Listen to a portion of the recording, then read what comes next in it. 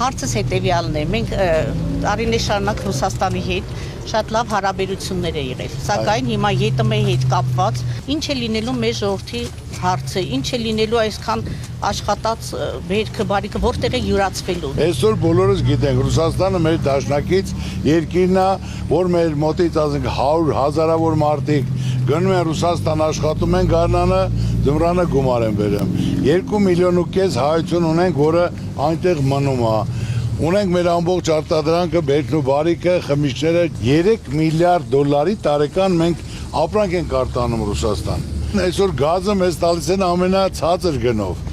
Իսկ եթե մենք ընտրում ենք Եվրոպայի ճանապարհը, Ռուսաստան ինչ ասում, ձեր ցավը տանեմ, ես ձեր բարեկամն եմ, ձեր ընկերն եմ։ Եթե ընտրում եք այդ ճանապարհը, գնացեք այդտեղ, ես ձեզ ոչ խնդրում եմ, ոչ համոզում եմ։ Դրա համար մենք այդքան բան պետք է գիտակցենք, հասկանանք, որ մենք մեր սարքաստունը չքանդենք։ Մենք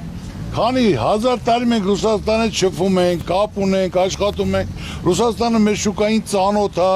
ապրանքն էլ այսօր մենք կարանք Հայաստանից որից մի բան արտանենք Եվրոպա։ Մեր ժողովուրդը կարա գնա Եվրոպայում աշխատի գա։ Ռուսաստանից ամսական 150-ից 170 միլիոն դոլար տրանսֆեր է գալի, որի տղան է, աղջիկն է, եղբայրն է, բարեկամն է, աշխատում ամեն ամիս փող է ուղարկում։ Ու մեր